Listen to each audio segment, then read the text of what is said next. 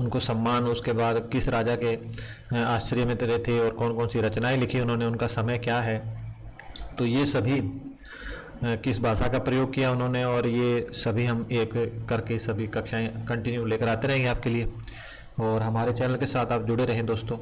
रोजाना paper Punjabi paper 1 की एक कक्षा बनाई जा रही है और एक प्रश्न उत्तरों की कक्षा है। इसके साथ एक कक्षा हम साहित्य व्याकरण की डेली एक कक्षा बन रही है, और आप हमारे चैनल के साथ जुड़े रहें और हमें अपना साथी समझकर हमारे चैनल को कृपया सब्सक्राइब करें दोस्तों। और इसी के साथ कक्षा को बिना विलंब किए हुए शुरू करते हैं। तो आज का पहला प्रश्न आपकी स्क्रीन के ऊपर है दोस्तों कि रीतिकाल नाम की संज्ञा किसने दी है। तो ये बहुत ही महत्वपूर्ण हो जाता है कि रीतिकाल नाम या श्रृंगार काल को, इसको श्रृंगार काल भी कहा जाता है ना। तो श्रृंगार काल को रीतिकाल की संज्ञा किसने दी है, तो ये आपने बताना है। क्या डॉक्टर ग्रियर्सन ने दिया है, या ये नाम डॉक्टर विश्वनाथ प्रसाद देते हैं, या आचार्य हजारी प्रसाद द्विवेदी देते हैं, या फिर दोस्तों आचार्य रामचंद्र शुक्ल जी देते हैं। तो एक बात तो ये है कि आचार्य रामचंद्र शुक्ल जो है वो एक एक काल के दो नाम दर्शाते हैं या बताते हैं दोस्तों। तो रीतिकाल को एक नाम और भी देते हैं वो, यानी कि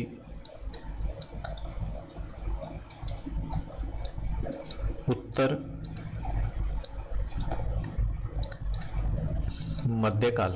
मध्यकाल के नाम से भी इसको रामचंद्र शुक्ल पुकारते हैं दोस्तों, ठीक है। इसके साथ जो उत्तर है वो रहने वाला है डी।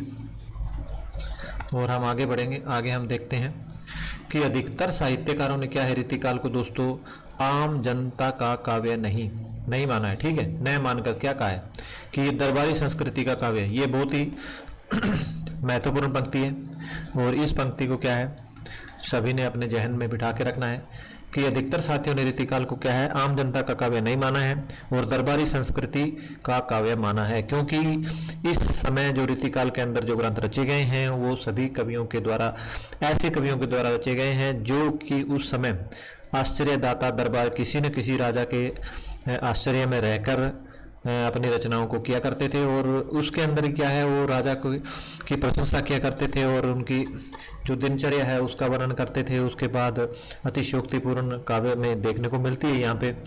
इसके बाद हम देखते हैं कि यहाँ जो है जो रीतिपरक ग्रंथ लिखे गए हैं और यहाँ पे जो है श्रृंगारिकता से भरपूर जो ग्रंथ है वो रचनाएं हैं वो देखी गई है दोस्तों। इसके साथ हम प्रश्न संख्या 2 पे चलेंगे। प्रश्न संख्या 2 है दोस्तों कि अपने आश्चर्यदाता की रुचि के कारण रीतिकाल काव्य का उदय हुआ, यह कथन कौन मानता है। यानी कि ऐसी बात कौन कहता है कि जो रीतिकाल का जो समय है या रीतिकाल का जो नाम है, जो उदय है, वो किस कारण हुआ है। यानी कि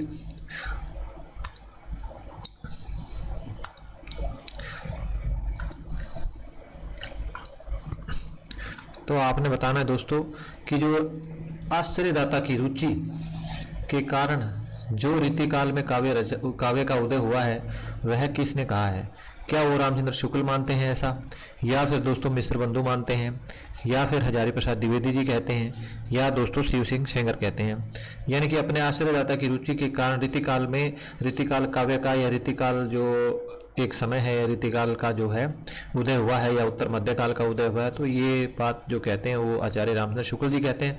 इसके साथ उत्तर रहने वाला है ए, यानी कि जो रीतिकाल है इसका नाम उत्तर मध्यकाल भी आचार्य शुक्ल देते हैं और ये कहते हैं कि इसकी शुरुआत जो है वो आचार्य रामचंद्र जो है वो जो चिंतामणि से भी कुछ समय पीछे से मानते हैं दोस्तों, है ना। ये एक महत्वपूर्ण बात है और इसके साथ हम इसके प्रश्न पे चलेंगे। आगे जो इसका उत्तर है वो ए रहने वाला था। और यहाँ पे रामचंद्र शुक्ल क्या कहते हैं दोस्तों कि रीतिकाल और क्या है और उत्तर मध्यकाल की जो संज्ञा है वो आचार्य रामचंद्र शुक्ल ने दी है। यानी कि जो कोटेशन होती है किसी भी साहित्यकार की वो बहुत ध्यान रखनी है आपने। इसके साथ हम आगे बढ़ेंगे। प्रश्न संख्या 3 है दोस्तों कि रीतिकाल को कलाकाल का नाम किसने दिया है। तो आपने बताना है कि कलाकाल का नाम किसने दिया है। तो एक तो कलाकाल का नाम दोस्तों डॉक्टर रामकुमार वर्मा ने दिया है ना।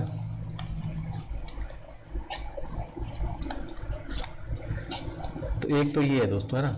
दूसरा इसमें से कौन है आपने बताना है कि आचार्य रामचंद्र शुक्ल ने दिया है या फिर दोस्तों रामशंकर शुक्ल रसाल जी ने दिया है या फिर दोस्तों हजारी प्रसाद द्विवेदी ने दिया है या शिव सिंह सेंगर ने दिया है। तो डॉक्टर राम कुमार वर्मा जी के साथ में जो कलाकाल कहने वाले हैं दोस्तों वो है रसाल जी, है ना, ठीक है, यानी कि रमाशंकर शुक्ल रसाल। तो इसका उत्तर रहने वाला है बी।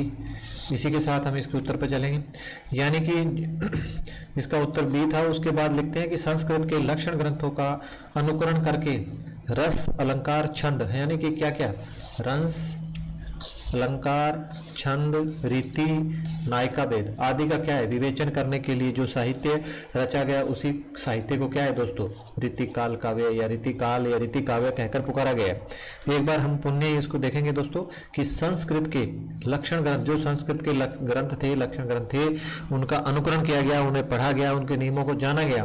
फिर उसके बाद इसमें क्या है, रस अलंकार छंद रीति नायिका भेद आदि का क्या भी विवेचन किया गया और उसके हिसाब से जो साहित्य रचा गया उसी को क्या है दोस्तों रीति काव्य कहा गया है। उसके बाद हम प्रश्न संख्या 4 की चर्चा करेंगे दोस्तों कि संस्कृत साहित्य में अनेक प्रकार के लक्षण ग्रंथ लिखे गए थे।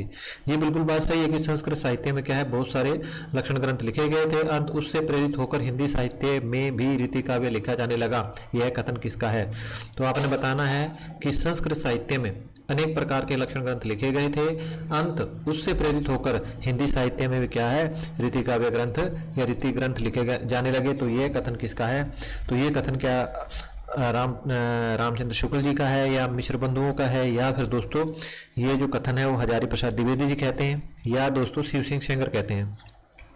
तो ऐसी बात कौन कहेंगे कि संस्कृत साहित्य में अनेक प्रकार के लक्षण ग्रंथ लिखे गए थे, अंत उनसे प्रेरित होकर हिंदी साहित्य में भी रीति काव्य लिखा जाना लगा। तो ये है दोस्तों हजारी प्रसाद द्विवेदी जी, यानी कि ऐसी बात हजारी प्रसाद द्विवेदी जी कह सकते हैं। इसके साथ हम इसके उत्तर को देखते हैं, यानी कि उत्तर इसका सी था आचार्य हजारी प्रसाद द्विवेदी। इसके बाद हम देखते हैं किसने क्या नाम दिया दोस्तों, है ना, यानी कि मिश्र बंधु जो है इसको अलंकृत काल कहते हैं, किसको?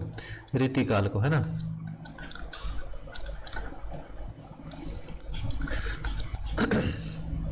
और शुक्ल जो है आचार्य रामचंद्र शुक्ल जो है इसको रीति काल और उत्तर मध्य काल कहते हैं दोस्तों, है ना। दो नाम की संज्ञा देते हैं उन्होंने सभी काल को, जो सभी जैसे आदि काल को भी दो नाम दिए, वीर गाथा काल आदि काल, है ना, और भक्ति काल को भी दिया, रीति काल को भी दिया, आधुनिक काल को भी दिया, है ना। उन्होंने क्या है सभी को ही दोहरे नामकरण की जो है नीति इन्होंने बनाई है। उसके बाद हम बात करेंगे विश्वनाथ प्रसाद मिश्र जो है इसको श्रृंगार काल कहते हैं दोस्तों, है ना। उसके बाद हम बात करते हैं रमाशंकर शुक्ल रसाल की, तो इन्होंने इसको कला काल कहा है दोस्तों, है ना, काला काल नहीं कला काल कहा है, ठीक है।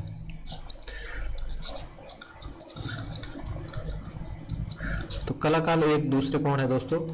डॉक्टर राम कुमार वर्मा भी, है ना।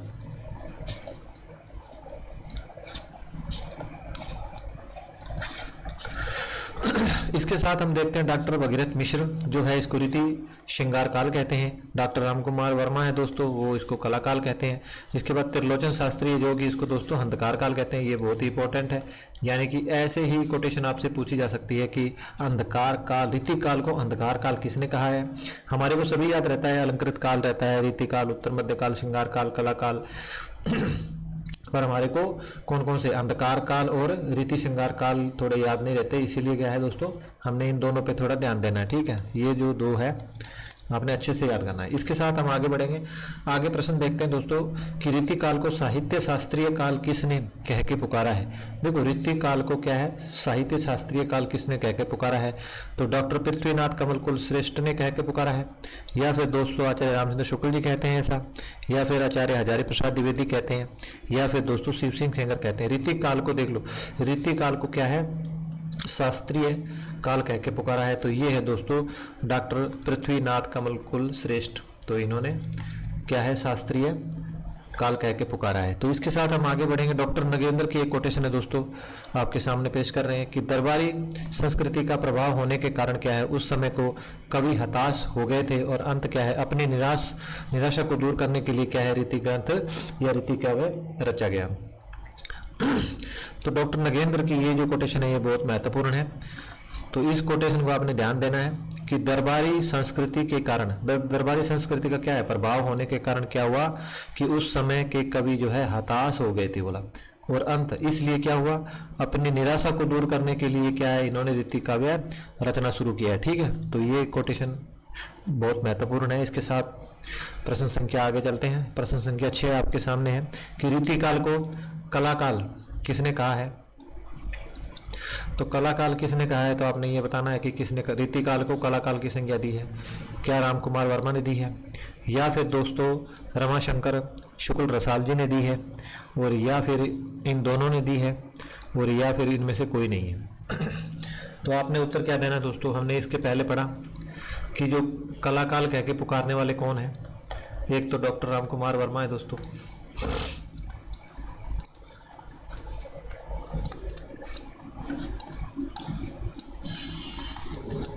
और दूसरे कौन है, दूसरे दोस्तों रमाशंकर, क्या है, रमाशंकर शुक्ल रसाल।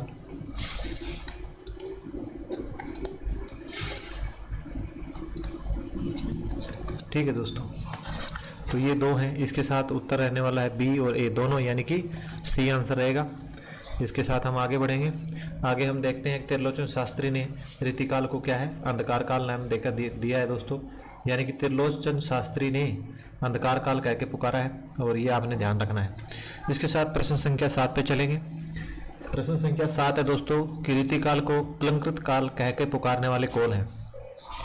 तो आपने बताना है कि रीतिकाल को अलंकृत काल किसने कहा है। तो रीतिकाल को अलंकृत काल कहने वाले क्या आचार्य शुक्ल है, या फिर दोस्तों मिश्र बंधु है, या फिर शिव सिंह सेंगर है, या फिर हजारी प्रसाद द्विवेदी जी है। तो दोस्तों इसका उत्तर रहने वाला है बी, यानी कि इससे पहले हमने पिछले प्रश्न में आपको करवाया था ये, यानी कि एक टेबल के थ्रू करवाया है। तो आपने इसको ध्यान रखना है कि जो रीतिकाल को अलंकृत काल कहने वाले कौन है, मिश्र बंधु है। इसके साथ हम आगे बढ़ेंगे। और मिश्र बंधु क्या है दोस्तों, 3 भाई थे। ठीक है, इन्होंने मिश्र बंधु विनोद नाम से एक साहित्य ग्रंथ लिखा है। उसके बाद हम देखते हैं इनके एक साहित्य रत्न नाम के एक ग्रंथ है दोस्तों, जिससे कि है इन्होंने बिहारी और केशव में कौन बड़े की एक झगड़े को शुरू कर दिया इन्होंने, जो कि आधुनिक काल तक चलता रहा।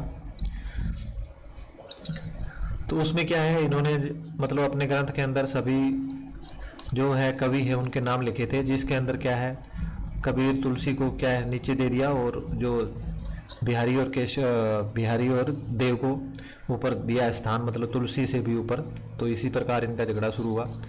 तो इनका देख लो नाम एक बार आप चेक कर लो कि श्याम बिहारी है, दूसरा सुखदेव बिहारी है दोस्तों, तीसरे जो है गणेश बिहारी है। ठीक है, तो श्याम सुखदेव गणेश बिहारी ये तीनों मिश्र बंधु विनोद है, जो लिखा है वो भाई है। उसके बाद हम बात करेंगे दोस्तों प्रश्न संख्या 8 कि विशिष्ट रचना पद्धति एवं विशिष्ट नियमों को दृष्टि में रखकर जो काव्य रचना हिंदी में की गई उसे क्या है रीति काव्य कहा गया। तो ये कथन किसका है। तो आपने बताना है कि विशिष्ट रचना पद्धति एवं विशिष्ट नियमों को ध्यान में रखकर या दृष्टि में रखकर जो काव्य हिंदी में रचा गया उसे रीति काव्य कहा गया। तो ऐसी बात कौन कह सकते हैं, रामचंद्र शुक्ल कह सकते हैं, या फिर मिश्र बंधु कहेंगे, या फिर दोस्तों डॉक्टर नगेंद्र कहने वाले हैं, या फिर हजारी प्रसाद द्विवेदी कहने वाले हैं। तो दोस्तों ध्यान रहे कि विशिष्ट रचना पद्धति एवं विशिष्ट नियमों को दृष्टि में ध्यान में रखते हुए काव्य की हिंदी में रचना की गई उसे क्या कहा गया, और रीति काव्य कहा गया। तो ये दोस्तों डॉक्टर नगेंद्र ऐसी बात कहते हैं। इसी के साथ हम आगे बढ़ेंगे। आगे हम देखते हैं आचार्य रामचंद्र शुक्ल ने हिंदी साहित्य के उत्तर मध्य काल को क्या है रीतिकाल नाम से भी संबोधित किया है। ठीक है, तो आपने ये ध्यान रखना है। इसके बाद प्रश्न संख्या 9 है दोस्तों कि रीतिकाल का उदय का कौन सा कारण नहीं माना गया। तो आपने बताना है कि रीतिकाल का उदय का कौन सा कारण नहीं है। तो देखो आश्रयदाताओं की रुचि से यहाँ ग्रंथ लिखे गए, उसके बाद संस्कृत साहित्य से प्रेरित यहाँ पे कवि दिखे, उसके बाद युद्धों और आक्रमण का जो समय चल रहा था उस कारण रीति ग्रंथ लिखे गए क्या, या फिर यहाँ पे जीवन की बाहरी अभिव्यक्ति से निराश थे क्या कवि। ठीक है, उदय का कारण है, रीतिकाल के उदय का कौन सा कारण है तो आपने बताना है। आश्रयदाताओं की रचनाओं की रुचि, मतलब आश्रयदाताओं की रुचि के हिसाब से यहाँ रचना हुई, ये तो बिल्कुल सही है दोस्तों। उसके बाद संस्कृत साहित्य के प्रेरणा, मतलब साहित्य संस्कृत का जो साहित्य है वहाँ से उनको नियमों को पढ़ा गया और उनके नियमों को क्या है दोस्तों यहाँ पालन किया गया, ये भी बात सही है। उसके बाद है युद्धों और आक्रमणों से क्या परेशान होकर यहाँ पे रीति काव्य रीति ग्रंथ लिखे गए, ये बात नहीं है दोस्तों। और जीवन से बाहरी अभिव्यक्ति से निराश थे यहाँ कवि, ये सही है कि निराश थे और उन्होंने क्या है आश्चर्य में रहते थे और उन्होंने इसीलिए क्या है आज ये रीति पर ग्रंथ लिखे दोस्तों। अभी हम देखते हैं कि अपने आश्चर्यदाताओं की रुचि के कारण ही रीति काव्य का उदय हुआ, बिल्कुल सही है।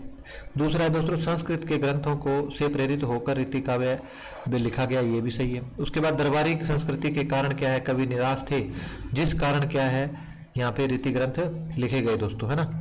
इसके बाद हम प्रश्न संख्या 10 देखते हैं कि रीति काल के पतन के क्या कारण थे। बोला अभी आपने देखा कि उदय के क्या कारण थे, तो अभी आपने बताना है दोस्तों कि रीति काल के जो है पतन है उसका क्या कारण रहा।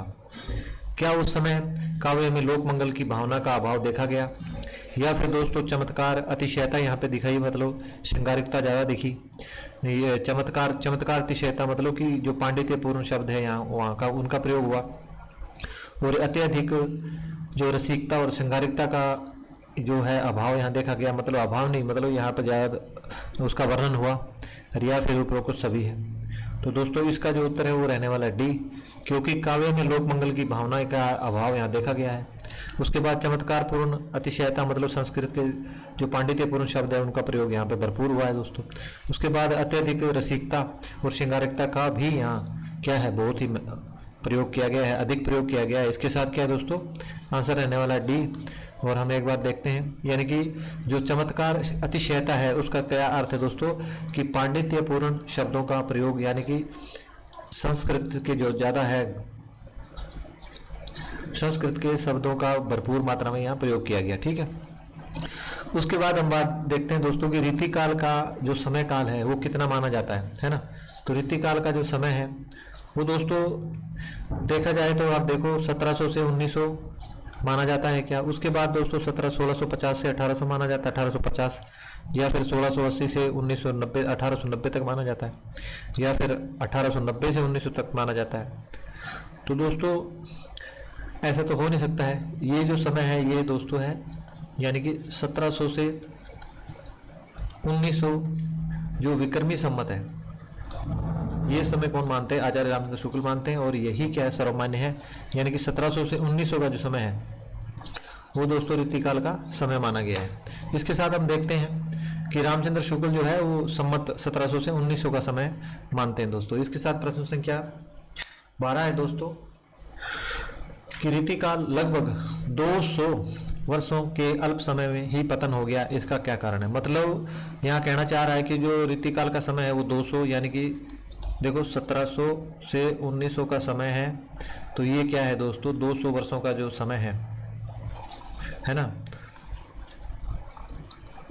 तो 200 वर्षों का जो समय है इतना कम समय, यानी कि हम आदिकाल की बात करें तो बहुत लंबा समय है, उसके बाद भक्ति काल की बात करें तो काफ़ी लंबा है, आधुनिक काल की बात करें तो क्या है 1900 से लेके अब तक है।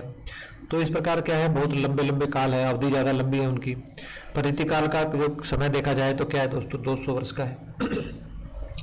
तो इसके पतन के कारण क्या क्या हो सकते हैं यहाँ पे, तो ये देखना है दोस्तों हमने कि काव्य में लोक मंगल की भावना का यहाँ पे क्या है अभाव देखा गया, या फिर दोस्तों मुसलमानों का आक्रमण यहाँ पाया गया, या फिर अंग्रेजों का आगमन यहाँ हुआ जिस कारण क्या है यहाँ पे रीति काल की जो खत्म हो गया या पतन हुआ, या फिर दोस्तों देश को गुलामी की जंजीरों से मुक्त करवाने के लिए क्या है इस काल का पतन कर दिया गया। तो दोस्तों इसका जो उत्तर है वो रहने वाला है ए, यानी कि काव्य में क्या है लोक मंगल की भावना का यहाँ अभाव देखा गया, जिसके कारण क्या धीरे धीरे ये जो काव्य था ये जो समय था ये धीरे धीरे खत्म हो गया, इसका पतन हो गया दोस्तों। अभी इसके बाद दूसरा कारण था चमत्कार। देखो चमत्कार अतिशयता यहाँ ज़्यादा थी जिसके कारण ये मतलब जो ग्रंथ लिखे गए संस्कृत भाषा या पांडित्यपूर्ण भाषा ज़्यादा थी जिसके कारण लोगों को पढ़ने में यहाँ मतलब समस्या हो रही थी। उसके बाद अत्यधिक श्रृंगारिकता यहाँ पे दिखाई गई। तो क्या है मुख्य तौर पे क्या है लोक मंगल की जो भावना थी उसकी कमी यहाँ पाई गई दोस्तों, है ना।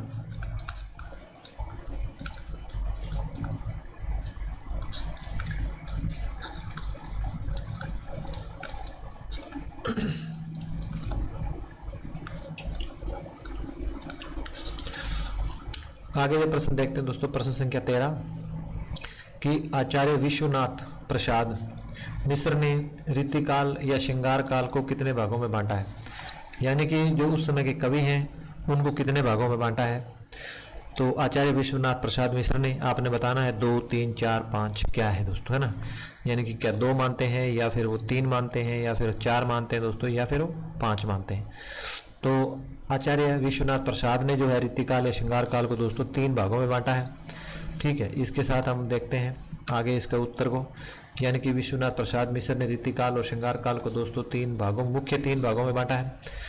और क्या है, रीतिबद्ध कवि थे, उसके बाद रीतिसिद्ध कवि थे दोस्तों, उसके बाद क्या है, रीतियुक्त कवि थे। ये कवियों का बंटवारा है दोस्तों। और काव्य के विविध अंगों के लक्षणों को प्रकट करना क्या कहलाता है, मतलब काव्य के विविध अंगों के लक्षणों को प्रकट करना क्या कहलाता है। तो आपने बताना है कि सर्वांग विवेचन कहलाता है, या फिर दोस्तों रीति निरूपण प्रवृत्ति कहलाता है, या विशेषता अंग विवेचन कहलाता है, या फिर श्रृंगारिकता प्रवृत्ति कहलाता है। तो दोस्तों जो रीति निरूपण प्रवृत्ति है उसके अंदर क्या है, काव्य के विविध अंगों के लक्षणों का जो है प्रकट करना दिखाया जाता है दोस्तों, है ना। तो आंसर रहने वाला है बी। ठीक है, इसके साथ हम आगे बढ़ते हैं, इसका उत्तर को देखते हैं।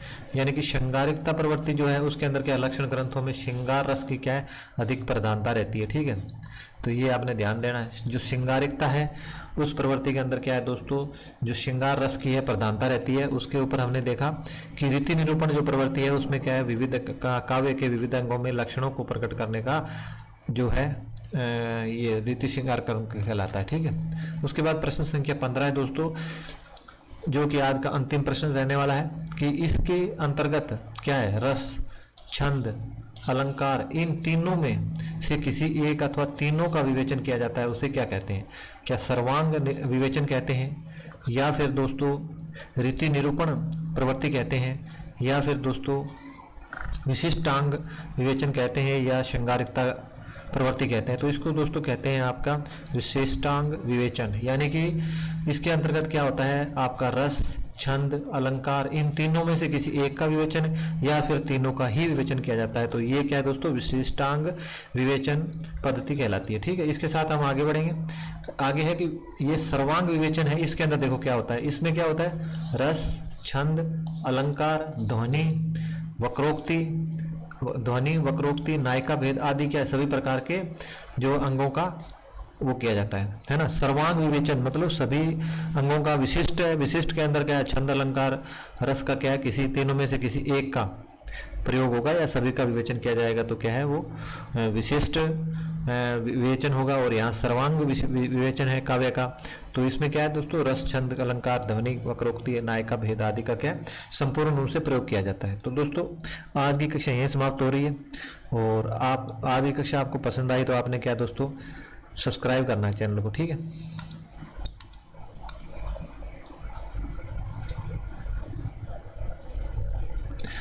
उसके बाद आपने दोस्तों लाइक कर देना क्लास को, और चैनल को क्या है क्लास को शेयर कर देना, लाइक कर देना, शेयर कर देना। ठीक है, तो ज़्यादा हमें कुछ पता नहीं है, जितना आता है हम पढ़ाते हैं दोस्तों। और इसी के साथ आज की कक्षा को समाप्त करेंगे। धन्यवाद दोस्तों हमारे चैनल के साथ जुड़ने के लिए।